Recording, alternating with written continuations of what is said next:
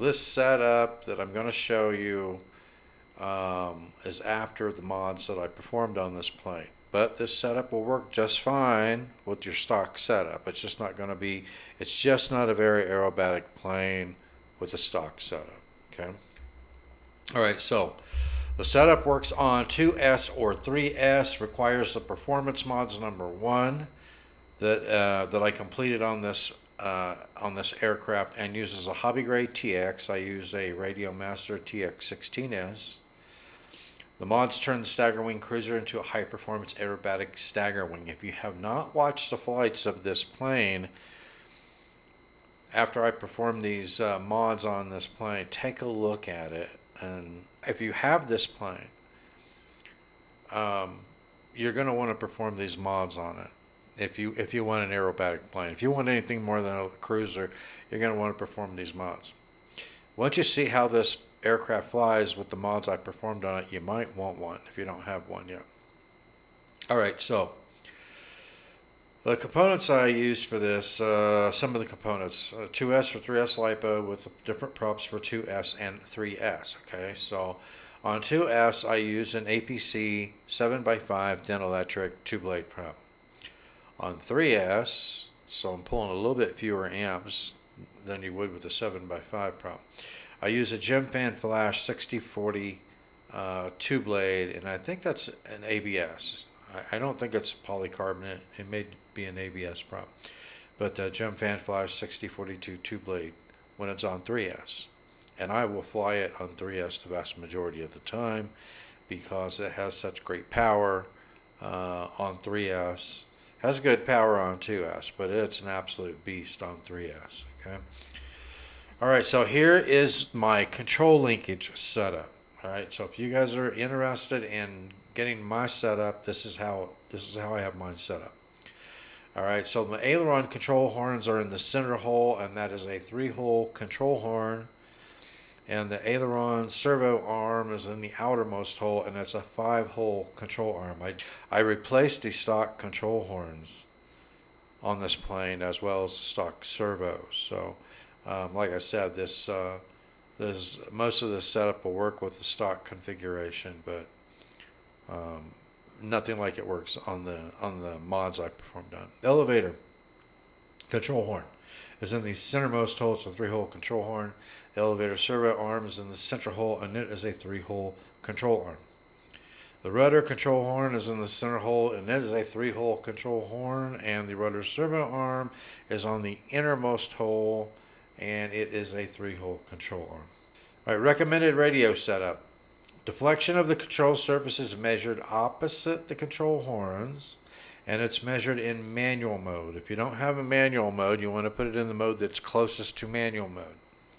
All right, so that you're getting full deflection of the control surfaces. So all my dual rates for the aileron, the elevator, and the rudder are all at 100% dual rate, which is the reason I have my linkage set up the way I have it, so I can have 100% dual rate, or maximum movement of those servo arms to make the controls very smooth.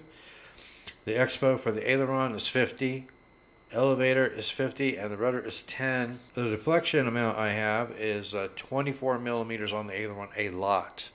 It takes since you have just 2 ailerons, on one of the wings. You don't have ailerons on both of the wings, just one of the wings. It takes a lot of deflection to rotate both those wings. So 24 millimeters up and down on the ailerons. Elevator has 10 millimeters of movement up and down, and the rudder has 15 millimeters of movement. So if you use this setup, you're not only going to have a very aerobatic plane with a lot of control authority, but the controls are going to be very smooth. All right, my CG, and there is no specified CG location for this plane in the manual. Okay, I was really surprised at where mine balanced, where it flew the best, because I really thought that I was going to be balancing it on the bottom wing. The bottom wing is forward to the top wing. So I assumed I was going to be like right at the leading edge of the bottom wing at a neutral balance. But no. When you see the way this is flying with my setup, with the modifications and with the setup, My CG location is 20 millimeters back from the leading edge of the top wing, not the bottom wing, the top wing. That's where I have a neutral balance on my plane, and that is the balance that this plane likes. Okay, it has a very good pitch authority, but it's also extremely stable at that CG location. You know, I mean, unless you want it really nose heavy, which I don't, you can move it forward a little bit.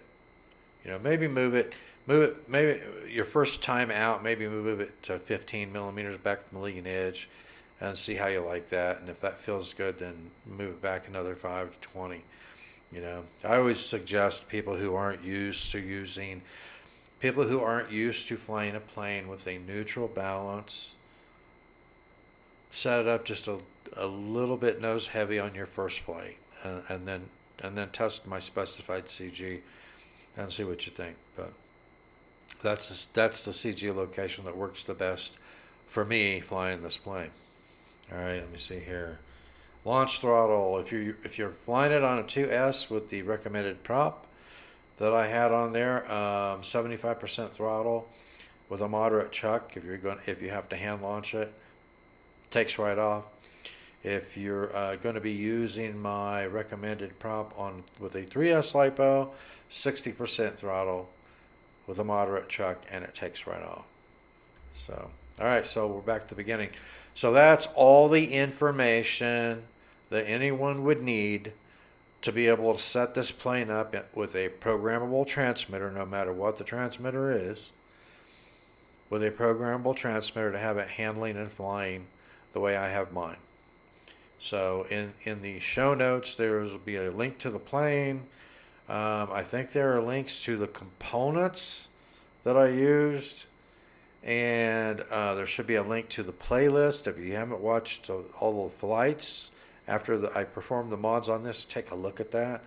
And there's also a link for my setup file. It's a PDF file that you can download and have and use whenever you need it. Okay, so there you go. That's a wrap on this episode. Thanks for watching, and I'll see you next time in the TinkerzLab.